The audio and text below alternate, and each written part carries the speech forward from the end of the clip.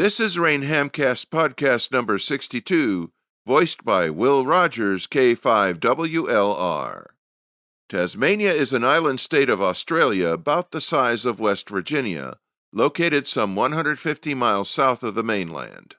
This island is home to 500,000 plus residents.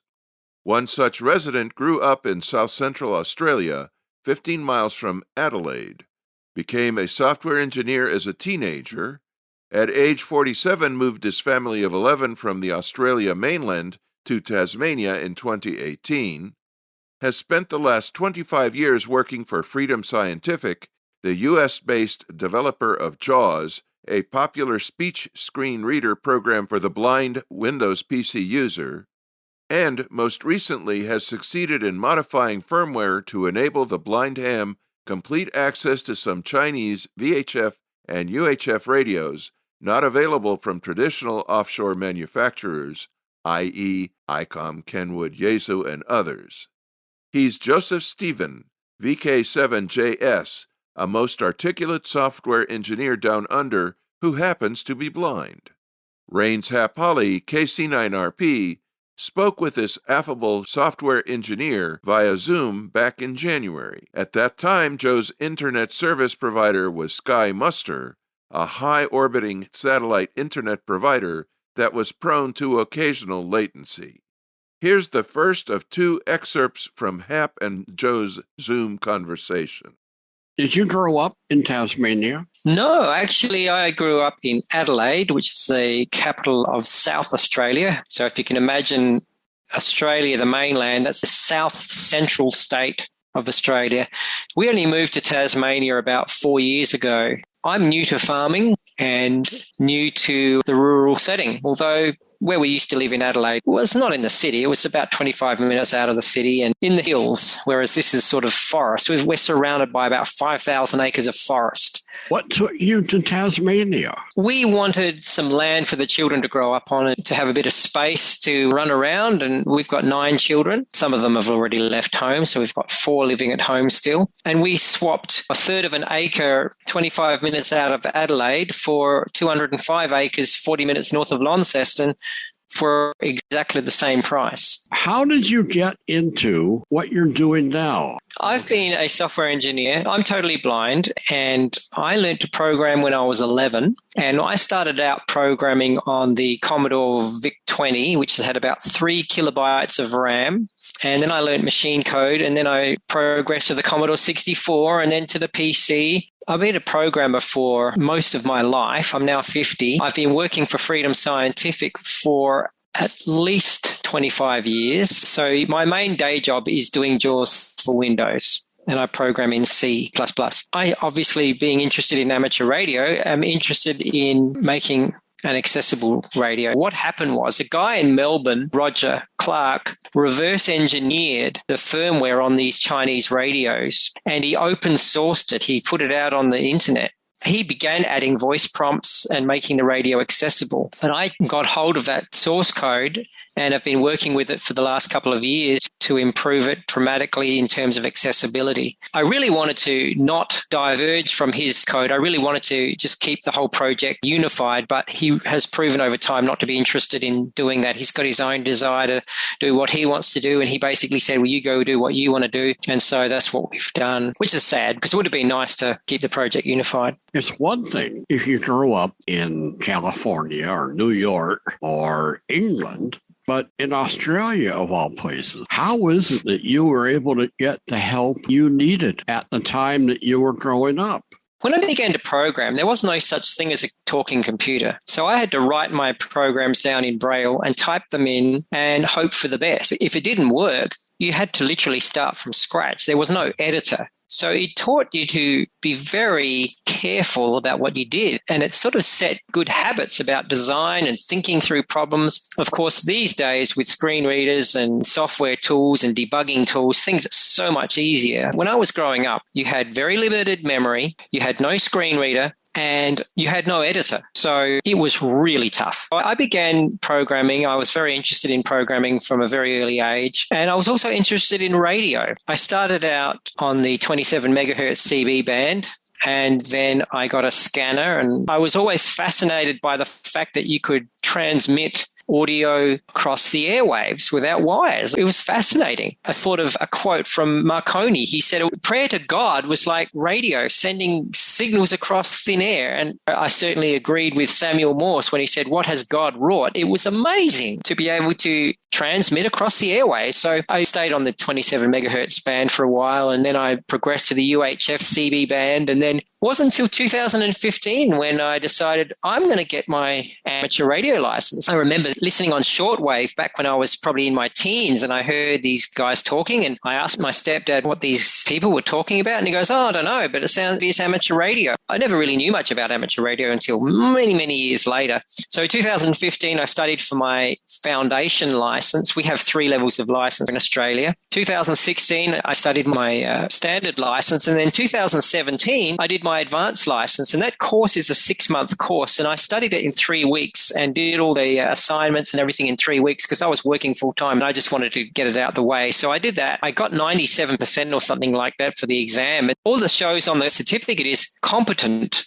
or incompetent. They don't have a grading system anymore. And I thought there's no incentive for studying anymore. That being said, I was interested in it. It was fascinating stuff. And of course, the next progression was to merge the two, radio and programming. So when this guy reverse engineered the firmware of these radios, and I discovered that I could just fix bugs and I could add features to my heart's content, it was just wonderful. Accessible GD77. How did you decide what radios? Well, that decision was kind of made for us because the reverse engineering was for a particular chipset. So the Radioddity GD77, GD77S, Baofeng DM1801 and RD5R all use the same chipset, which is based on a particular CPU and a particular DMR decoding chip. So once that code base was developed by this other guy, I sort of just inherited it, took it and ran with it. I don't have a lot of time to do the initial hard, heavy legwork of reverse engineering, but I can certainly take what he's done and make it more accessible and add features that are specific, not only to blind people, but for people with dexterity issues. There's a guy who's totally blind in a wheelchair and he's got many issues with dexterity and things like that. And I've been able to add features that has made it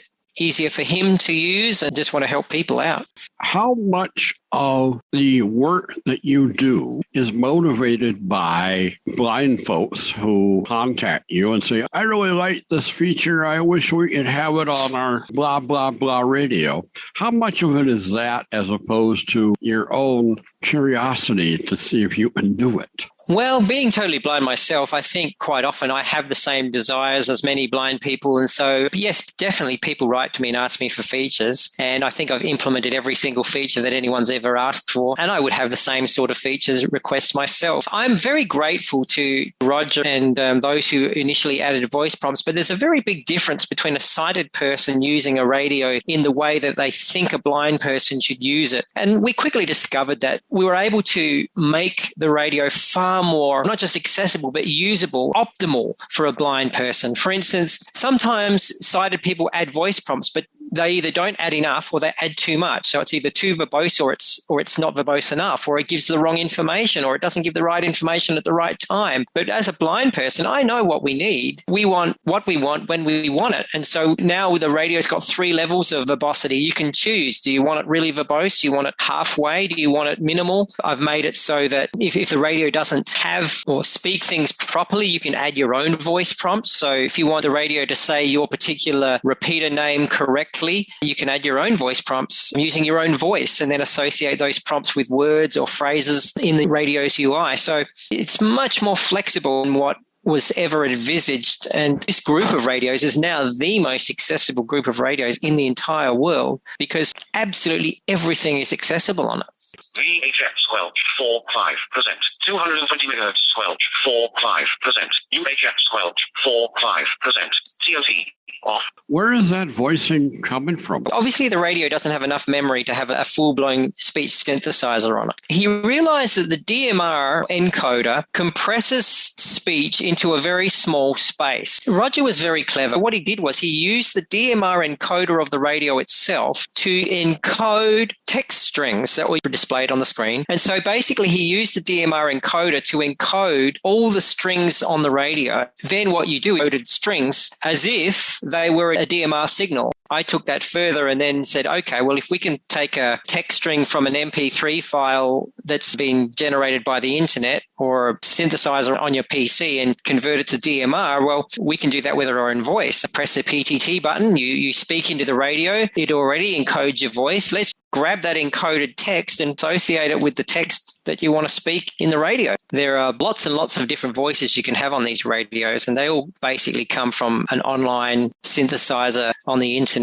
We grab the word list, we upload each word, we grab the MP3, we then encode it into the DMR format, concatenate it all together, and then upload that sequence of voice prompts to the radio, and of course index it so that when you want to speak something from the radio source code, it knows how to grab that piece of data and decode it and play it. You talk about DMR. I, as a blind ham that's not familiar at all with any of the digital formats that are used today in VHF, UHF, amateur radio. The DMR you're talking about is not the same DMR that is utilized by various repeaters to transmit in a digital format. Yes, exactly the same format. I used to be a D-Star person. I used to really dislike DMR because I started out on D-Star, and they both have their advantages and disadvantages. But the DMR digital format, you're familiar with the way audio is recorded, and WAV files, for instance, take up a lot of space. Well, DMR, when it's encoded, takes up very, very little space. A second of audio saved in a WAV format is kilobytes, whereas in DMR, 1 second of audio is probably less than a kilobyte. So it's probably 30 or 40 times compressed. And so that's why it's good for transmitting storage and transmission across the air, because you've compressed the audio. And of course, the quality does suffer. I obviously prefer the sound of analog audio much better. All-Star sounds much better than DMR, D-Star, or any digital format. But good DMR, sometimes you get a good signal, and sometimes people's voices are more suited to the DMR encoding. And when that happens, it's very nice audio. But I've also heard some terribly mismatched voice to encoding where people's voices sound awful. It's more often than not, it sounds bad than it does sound good, I must admit. Okay, so we're on channel 1, which is called Microhub. I'm just going to slow down the speech. Contact master, upgrade option, display sound options. Voice rate 4, voice rate 2, voice rate 1, Microhub. Okay, I'm going to go down 1. 40, road channel. 29, family channel. 18, caravanning channel. 3, repeater. 2, repeater. International Space Station. You've heard a few of the channels there. One was International Space Station. One was 2, repeater. 2, repeater. 3, repeater. 3, repeater. 18, caravanning channel. 18, caravanning channel. 29, family channel. Family channel. 40, road channel. Road channel. Microhub. Microhub, etc. I wear 2 hearing devices, but I like good audio. I'm afraid, based on what others have said about DMR, that I'm not going to be very happy with it because it is digitized audio. The thing is that these radios do analog and digital. The only reason I'm talking about DMR is that's the mechanism by which we were able to make the voice prompts, add all the spoken prompts for all of the menus and frequency readout and the mode readout, etc. But you could just as well not use DMR at all, and you can just use All-Star or FM. All-Star is wonderful because the audio is as good as FM across the internet, and that's my preferred format rather than DMR or D-Star. But D-Star and DMR, the main advantage is you have no background noise. Which do you prefer audio-wise between All-Star and Echolink? I haven't tried the latest Echolink. The encoder for All-Star is much better quality than the original Echo, but I don't know whether the encoder's even changed. It may have, it may not. I don't know. I can't speak to it. But when repeaters are linked together with All-Star, you don't know that the person on the other end is not coming in via the air. They're coming over the internet. You've got no idea. The audio is perfect. I've been critical of the lack of voice quality that there used to be on Echolink, but I'm rather pleased what I hear now with their upgraded software. Well, they've probably changed the encoder to be the same as All-Star. I wouldn't be surprised if they had. I will need to buy the radio as is and then get some help to finish downloading this stuff. If you're a proficient computer user, you'll be fine by yourself. You shouldn't need sighted help, but you might, but you shouldn't need it. As long as you can follow instructions, you should be fine. Will I be able to find the manual? I've actually created an accessible user guide. So inside the archive, there's a docs folder, and inside the docs folder, there's an accessible guide for each of the radios that we support. You can just read that in a text editor, and it's got all the information about all the functions, how to use them. And that concludes our first excerpt from a Zoom conversation between Rain's Hap Holly KC9RP and Australian software engineer Joe Stephen, VK7JS, who happens to be blind. His firmware modifications are opening up accessibility to modern-day ham radio handhelds to the blind worldwide. More from Hap's conversation with this remarkable ham next time. Rain founder Hap Holly KC9RP edits and produces this bi-weekly ham radio Hamcast without monetization. Your support and feedback are welcome on therainreport.com. Rain Hamcast number 63 will post March 19th, 2022. Copyright 1985-2022, Rain, the Radio Amateur Information Network. All rights reserved. Rain programming is made available under a Creative Commons license. You are encouraged to download, share, post, and transmit the Rain Hamcast in its entirety via amateur radio. YouTube assistance from Tom Shimizu, N9JDI.